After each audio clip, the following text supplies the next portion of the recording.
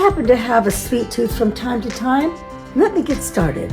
I don't typically measure when I make my cookies. I just know the ingredients that I need, and so far I've put 3 cups of rolled oats into this bowl. Few friends have asked me for my recipe, so I'm going to put it together right now, and I will, we have the oatmeal, Monkfruit Sweetener. Now to add the chickpea flour. This is garbanzo bean flour. It gives you some fiber. It has kind of a rich, sweet flavor. And I put a little bit of flour in there just to, you know, keep it together a bit. Say a half a cup of the chickpea flour. So like I said, I'm not too used to measuring, trying my best to do that. Sometimes I like to take my chances and see what I come up with. So far, I'm really not too disappointed with some of my culinary creations. Here we go. That is a teaspoon of baking powder. Now, let's put some cinnamon, but rather than measure, I like to take my chances. There we go. That's probably about a teaspoon. Let's put, okay, let's say a teaspoon.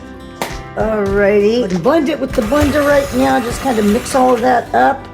I know sometimes when people bake, they separate their dry ingredients. Whoops. Well, isn't that funny? That's a classic there.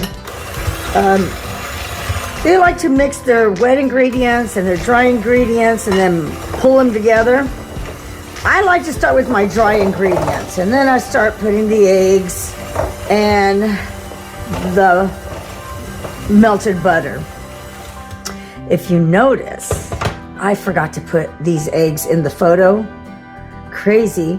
But anyways, I popped them in here right now, and I'm going to crack them in the bowl. In just a moment. Let's go ahead and do that now. Voila. And another. And there we go. Throw in this melted butter, and that is 8 ounces of the melted butter. When I bake, I like to just get her done, bake it up, and enjoy a nice cookie with some tea or some coffee. Milk is always great as well. So we've got that in there.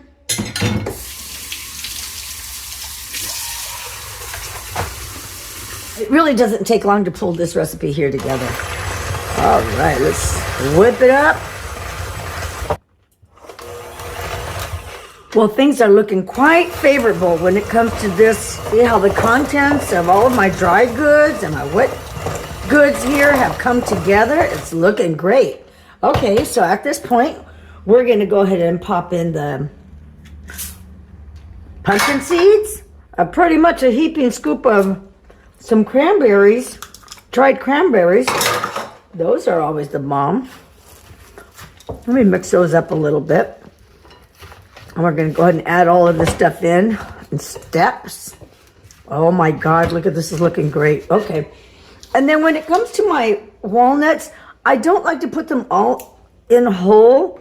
I like to break them up a little bit, because once I scoop them on the parchment paper to bake them, I don't like them, you know, all sticking out. So I break them down just a little bit. Now that I broke down the walnuts so they're not so big, that, by the way, was about a little over a cup of walnuts. I love walnuts. I like the goodness that they provide. And now we're going to go ahead and put some chocolate chips. You can put carob chips in it. Let's go ahead and mix this all up together. This looks like a party in the bowl, and it sure is, because once you have one of these cookies, oh my gosh, you are not going to have anything else. They are just so good, nutritious for you, give you a little bit of that sweetness. And you know, when you make these, and if you only put the amount of sweetener that I put in this, which I put 1/4 cup of the monk fruit sweetener, and if that's not enough for you, well, by golly, go ahead and just sweeten it up just a little bit more the next time that you make these delicious cookies. So Check this out. Look at that. We've got the pumpkin seeds, the chocolate chips, the craisins with the oatmeal for your fiber. Oh, there's so much goodness in this. Let's see. And we've got the nuts for the protein. Here we go.